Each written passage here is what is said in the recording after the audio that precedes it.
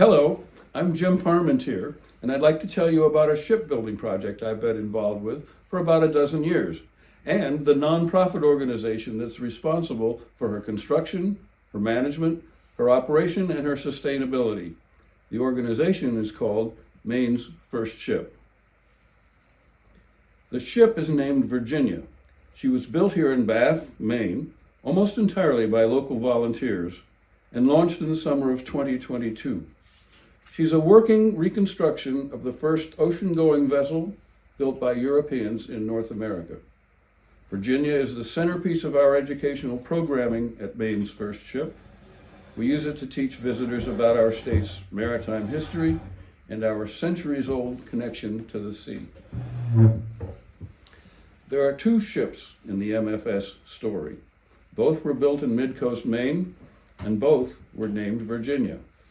The drawing on the left was made by Roger Barry to accompany a short book of historical fiction that was written about the original ship by one of our members. The drawing on the right was done by David Wyman, a nautical architect in Castine, Maine, as part of the blueprints he drew for our modern reconstruction. In the next 40 minutes or so, I'll review events in Europe that led to the founding in May of 1607 of Jamestown, in our modern state of Virginia, which we recognize as the first permanent English settlement in North America. I'll then describe the archaeology efforts here in Maine, some 400 years later, that confirmed the long-rumored existence of a similar but short-lived English settlement here in Maine. That settlement is called the Popham Colony, and it was there that a crew of shipwrights built the first Virginia. The colonists named her Virginia of Sagadahoc, Sagadahoc being the name that the Wabanaki, the indigenous people of this area, gave to the river. Once that history has been told, I'll describe the design and the reconstruction efforts that built our modern-day Virginia.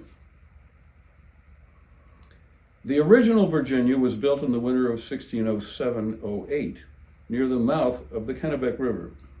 For those who may not be familiar with this area, this map shows the New England coastline from Boston to the Bay of Fundy. Both ship construction projects took place within the Red Square. And here is that Red Square expanded. I've circled Atkins Bay at the mouth of the Kennebec, where the original ship was built. Bath is 12 miles up the same river. The short version of the Popham Colony is that in August of 1607, two ships from Plymouth, England, landed about 100 men and boys at the mouth of the Kennebec River. They cleared land, built defenses and dwellings, built a chapel, and built a storeroom for all the goods and materials they had brought with them. They sought out and traded with the native Wabanaki people. The colonists called their site Fort St. George, but it has become known as the Popham Colony because its primary investor was Sir John Popham, the Lord Chief Justice of England at the time. This is a speculative drawing by Sam Manning of what Fort St. George might have looked like in the spring of 1608, some 10 months after the Englishmen arrived. So how and why did all that happen? We don't have time now to review the 16th century English political history in any detail. We do know that much of it involved both active and proxy wars, as well as minor intrigues, skirmishes, and confrontations between Elizabeth I of England on the left and Philip II of Spain on the right, and before him his father as well. The person in the middle is James I, and we'll take up a discussion about him in a minute. These events included England's defeat, or more correctly, England's weather-related avoidance of the Spanish Armada in 1588. Spain lost 163 ships during that attempted invasion, compared to only 3 lost by the English. That enormous loss of ships and men also caused Spain to lose its mastery of the Atlantic Ocean. During the continuation of lesser-scale conflicts with Spain over the next 25 years, England became a formidable sea power. Her Royal Navy remained weak, but her merchant fleet was aggressive, entrepreneurial, and opportunistic as they sought to expand trade with overseas settlements. Much of their trade with Spain's New World colonies was procured under threat from armed merchant ships. The Spanish called them pirates and Elizabeth's sea dogs, but the English called them privateers. Queen Elizabeth encouraged the practice of privateering by issuing letters of marque to English shipmasters. These were licenses allowing them to attack and capture cargo from enemy ships, and absolving the captains of blame if they shared some of the loot with the English crown. Gold and silver being carried home by Spanish transport ships from mining operations in the Caribbean and Peru were frequent targets of the English privateers. Philip died in 1598, and Elizabeth died in 1603, and James I, the man in the middle, became king. Just a year later, 1 year after he was enthroned, James I signed the Treaty of London with Spain.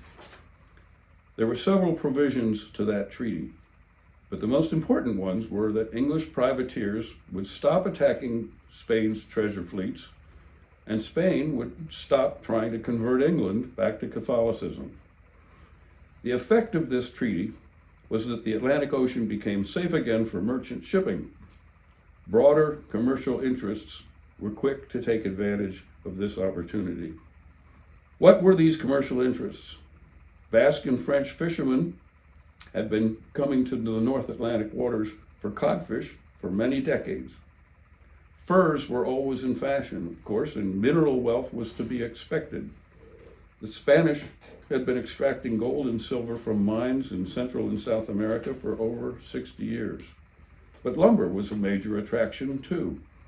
The tree is Pinus strobus, the eastern white pine. It grew straight and flexible in old-growth forests all along our northern coastline, rising 100 feet into the air, very suitable for making masts. Well before 1700, England had depleted its own forest land. For many years, shipyard lumber suppliers had been making the difficult trip up north, around and between Denmark and Sweden to cut trees on the shores of the Baltic Sea. New World territories, particularly those along its northern coastline, could supply all the oak and pine that England needed for its shipbuilding industry. Wealthy merchants were interested in making such investments. Soon, Sir John Popham and others were petitioning the king to grant them charters along the Atlantic coast. By English law, the king owned all the land that England had so far claimed in the New World. James wanted to protect those claims from encroachment from the south by the Spanish and from the north by the French. And in those days, the way you protected land was by standing on it. In the spring of 1606, James granted a land use charter to the Virginia Company to establish 2 permanent settlements in land in the New World, all of which the English called Virginia. The company set up 2 separate investment structures, one in London and one in Plymouth. Investors could support one or both of them. The South Colony went to land we now call Virginia and North Carolina. The North Colony was granted land in what we now call New England. The middle ground could be owned by whichever settlement proved strong enough to claim it. So let's go back to the Popham Colony. As I mentioned, it only lasted 14 months. However, during that 1607-08 year, the colonists built a small, maneuverable ship with which to explore the nearby rivers and coastlines. You can see it under construction in the red circle in the lower right of the picture. When a resupply ship arrived at the site in September of 1608, it brought notice that the colony was to be abandoned. The colonists rigged their newly completed vessel for an open ocean passage, and in company with the much larger resupply ship, they sailed her back to England. It's important to note here that the shipbuilding effort at the Popham Colony was intentional. The investors' primary remit to the colony's leaders was to explore for and identify natural resources. But correspondence from the colony's leadership to King James comments on the work of an accomplished shipwright by the name of Digby. That's all we know about him. In all probability, Digby had recruited and brought with him experienced crew. The supply ship carried all the hardware, anchors, sails, and line that were necessary to rig and sail the ship once it was completed. It seems that at least one goal of the expedition was to demonstrate the value of the natural resources in North America, and that included lumber, tall pines for masts, and oak for planking England's expanding naval and merchant fleets. And the best way to do that would be to build a ship and use it to search the coastline for natural resources. The successful effort of the Popham colonists to build and sail a small ship across the Atlantic has long been overshadowed by their unsuccessful effort to establish a permanent English settlement at their worksite. Instead, that honor went to Jamestown, whose colonists were part of the same investment company and had landed and begun their colonization effort just 3 months earlier in the same year, some 700 miles to the south. Jamestown survived, largely because they realized that tobacco could be grown in the soil there. Jamestown became the first permanent English settlement in North America, but the ship the Popham colonists built during that year, that they lived along the Kennebec River, began the 400-year-long history of shipbuilding we have here in Maine.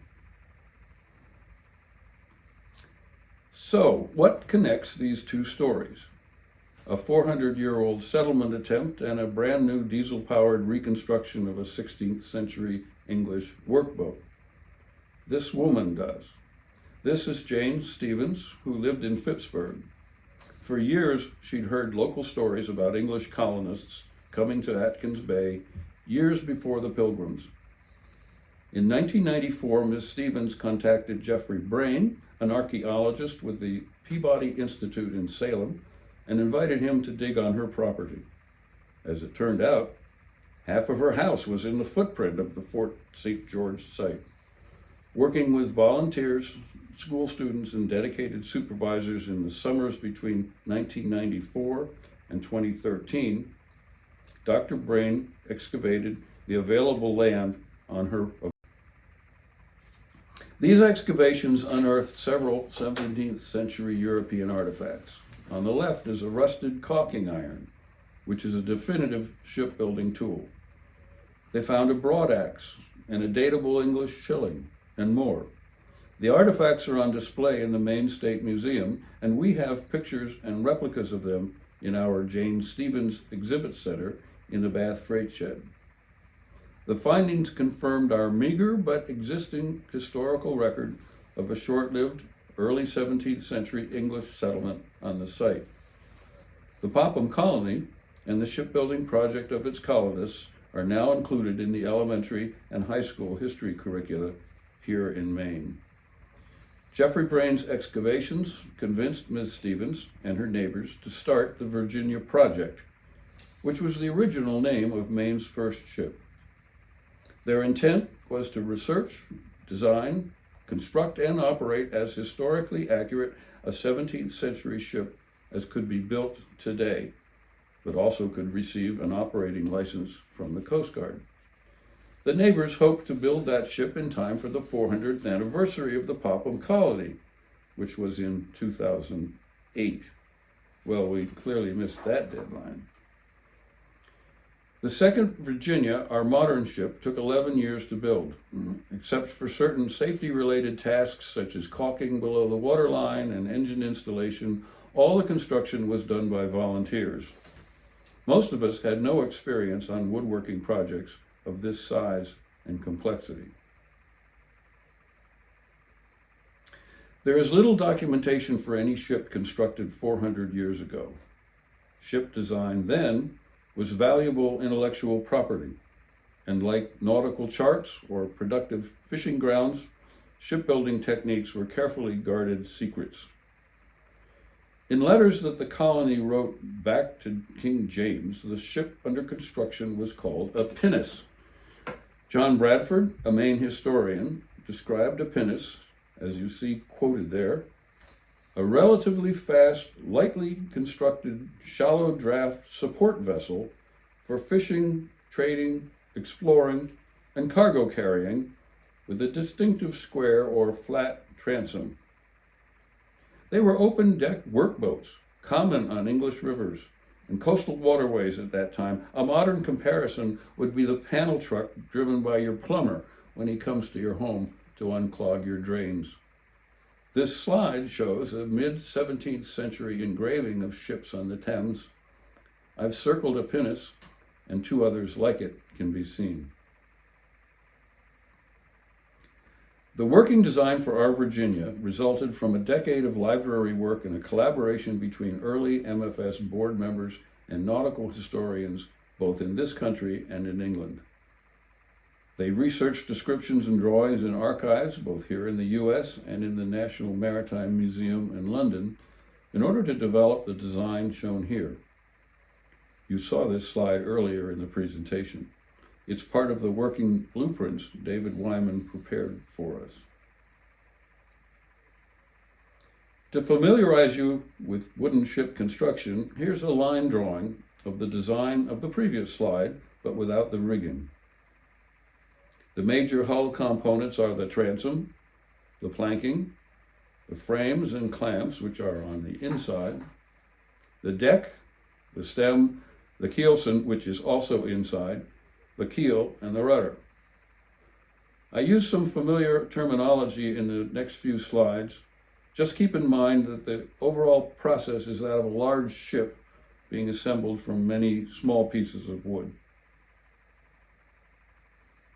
By 2010, the Virginia project had raised enough money to enter into a lease agreement for the property between the Bath Freight Shed and the Kennebec River. You begin building a ship by laying its keel. Virginia's keel was made from a 38-foot long piece of white oak. Lifting that up onto those base blocks really gave us something to celebrate. The year was 2011. The first component that gets attached to the keel is the stem. The stem was assembled from 3 large pieces of 5-inch thick white oak from dimensions specified in the blueprints. Full-scale drawings of the stem get spread out on the floor, and the outlines of the stem pieces are transferred to thin pieces of plywood. This process is called lofting. It's very similar to the techniques of a seamstress to pattern out a piece of clothing before sewing it together. Those plywood patterns are traced onto 5-inch thick pieces of white oak, and then those are cut out onto a bandsaw. Here is the first stem piece being bolted to the keel. In the background, you see the end wall of a large hoop tent we built to protect the ship and volunteers from the Maine weather. Next, we built the frames, the curved ribs that support the hull and give the ship its shape and strength. Frames are made by assembling short pieces of wood called futtocks. These strong pieces of straight-grained wood are then fitted together to follow the designed curve of the frame. Here's a pile of futtocks ready to be assembled into frames. Transverse frames are built as part of half frames, each half frame being a mirror image of its partner. To make a half frame, the futtocks are assembled end to end in 2 layers, following the curve specified in the drawings. As shown in the cartoon at the top, the end of one futtock contacts its longitudinal neighbor near the midpoint of its side neighbor. The longitudinally assembled futtocks can then be held together by wooden pegs called trunnels that are pounded through from the side. The workers in the picture are holding a half frame, while its opposite half is there at their feet. You can see the trunnel ends protruding from both half frames. Finally, the two half frames will be mounted onto a specified position along the keel. One will become the starboard frame, its partner, the port frame. The first full transverse frame to be set up on the keel is called the midship bend. Subsequent frames are numbered forward and aft relative to the midship bend. Virginia has 38 frames, 32 transverse frames, and 6 pairs of cant frames, frames that are canted forward, that is, angled forward to form and support the bow of the ship. Here's the ship with 7 transverse frames in position. As we move farther aft, the shapes of the individual frames change. The transverse frames are bound to the keel by the keelson.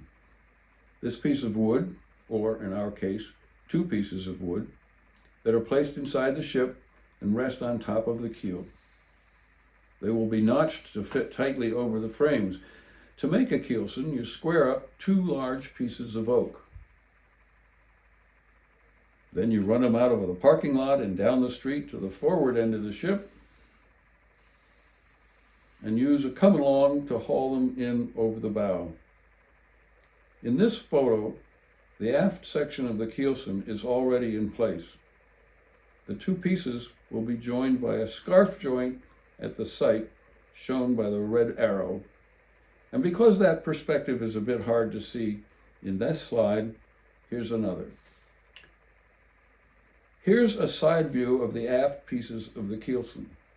The men are preparing the scarf joint, an angled joint between 2 horizontal blocks of wood that will have the starting edge attached to meet the matching edge just yet to be made on the aft end of the incoming forward section.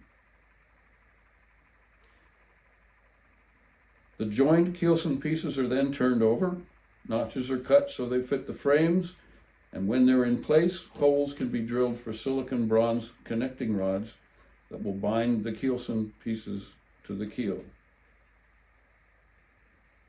The connecting rods are pounded home and secured tightly from below.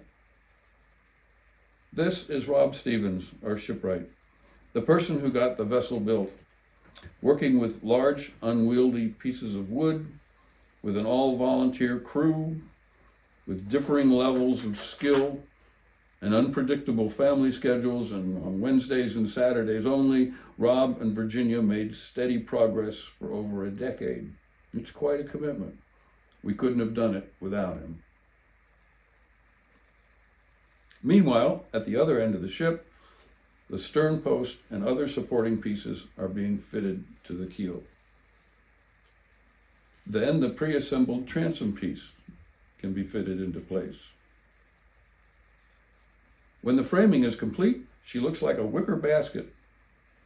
Now we need to give that basket both strength and stability. Horizontal stability is created by large beams that are fitted inside the ship on both sides. One set consists of 6 rows of beams that are positioned in the bilge area. They're called bilge clamps. Another set of smaller beams will be fitted to the shear area. The word shear is the term for the upper end of the frames. Mounting these horizontal pieces presents 2 major difficulties. For the beams, which the English call clamps, for them to fit properly, each must have its inboard surface in line with its neighbors. Here, a worker uses a long batten to see if the faces of the frame line up along a smooth curve. He slides the batten up and down and left and right, making corrections as he goes. Sanding or planing wood off as necessary, or occasionally epoxying on a shim, a thin piece of oak, to raise the surface of the frame at some point. This process is called fairing. The other difficulty posed by these clamps is that many of them need to fit to curved surfaces, and for that to happen, they need to bend. Once a clamp was cut to the correct length and planed to the correct thickness, we would soak it in the river for 3 or 4 days and then put one end into a long wooden steam box. Steam from a rug cleaner, that yellow device in the background, would be directed into the box. After about 4 hours, the board would be pulled out of the steam box and carried to the boat shed and forced into place using hand clamps and brute strength. You have about 20 minutes before the wood dries. After that, it will retain most of the curve that's been forced into it. Then, at a subsequent work session, it can be drilled and bolted to the frames.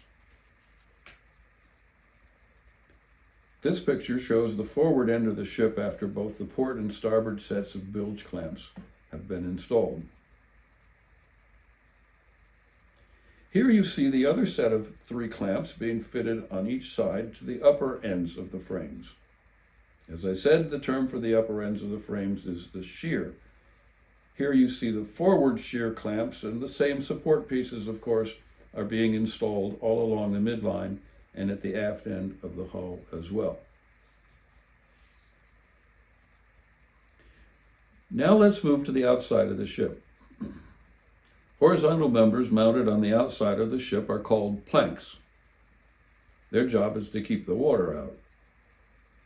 They're required to fit closely to their neighbors and follow a smooth curve along the length of the ship. Fairing and steaming and mounting must be done with the planks just as they were done with the clamps. Here's a hot plank going in on a lower starboard section.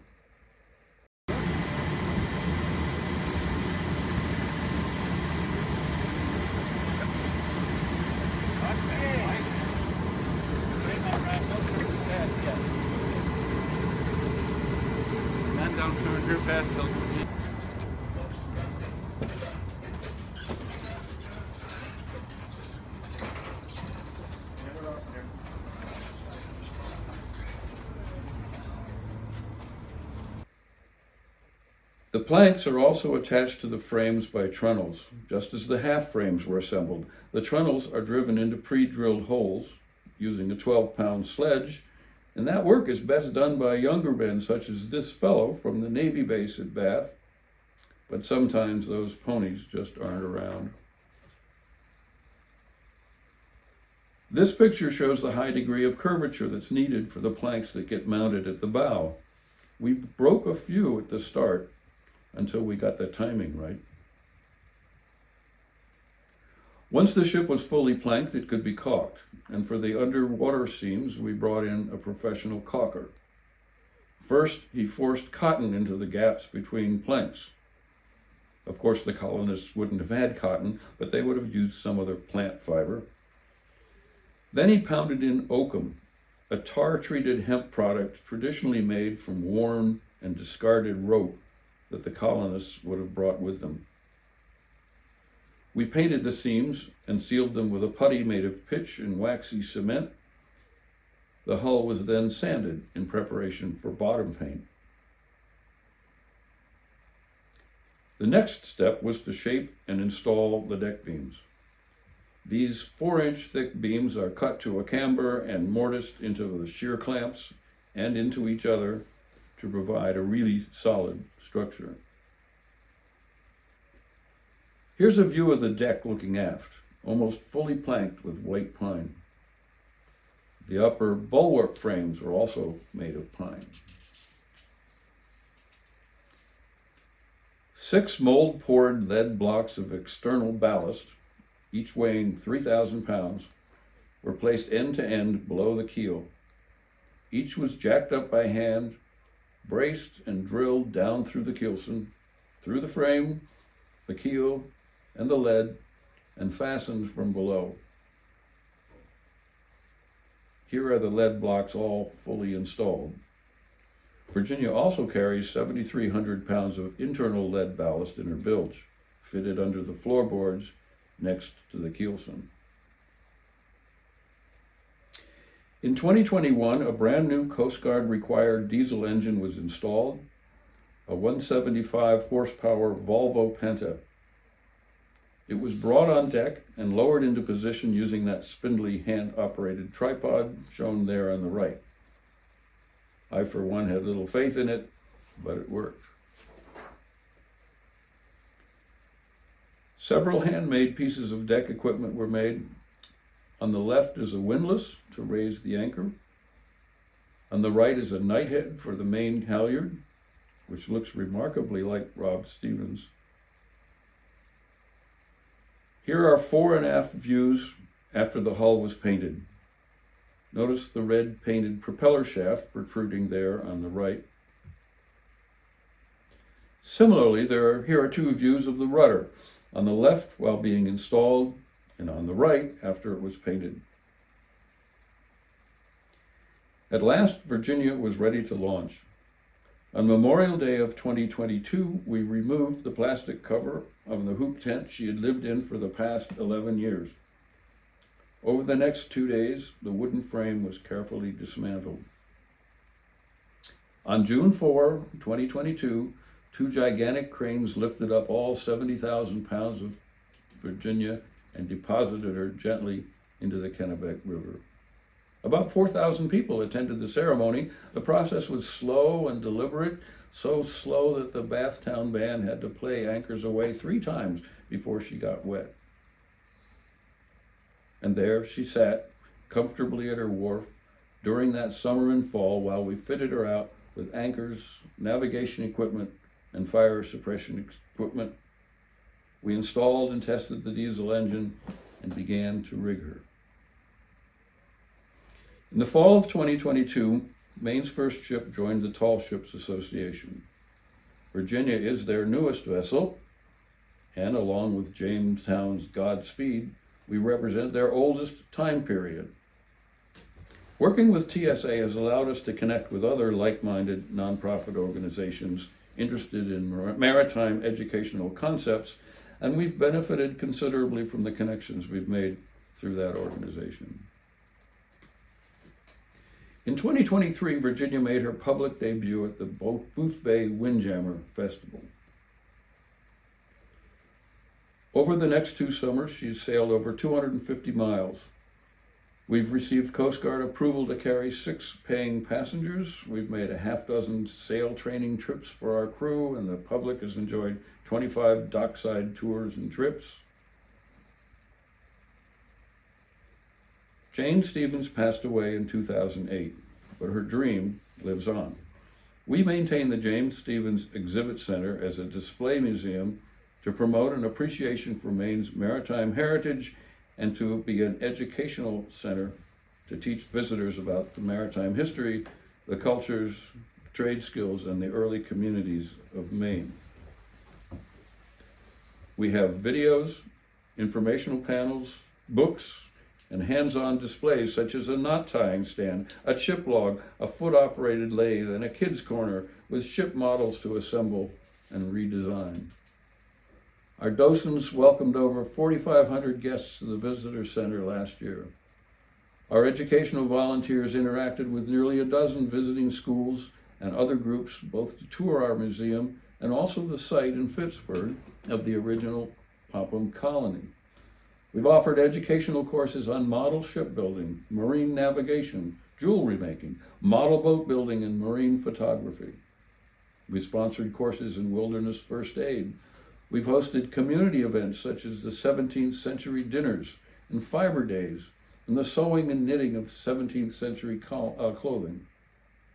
For over 6 years, we presented a summer lecture series and offered Women's Shipbuilding Day. And we share our space in the Bath Freight Shed with other community organizations such as the Bath Farmers Market, the Mid-Coast Youth Center, local land trusts, and window dressers to help them meet their missions. We do outreach programs in the local schools, with Maine Maritime Museum and the City of Bath always looking for the best way to use Virginia. In summary, Maine's first ship has constructed a sturdy, seagoing vessel with a reasonably accurate early 17th century hull and rig design that we think will be well suited to the inshore environment in which we plan to use her. We are, however, in a period of serious not quite precarious, but not unexpected, and certainly rapid and serious transition. For 20 years, our loosely knit group of men and women volunteers were focused on building a ship. People were drawn to the project by the camaraderie and chance to learn new skills, and the opportunity to be part of a large but welcoming and manageable project.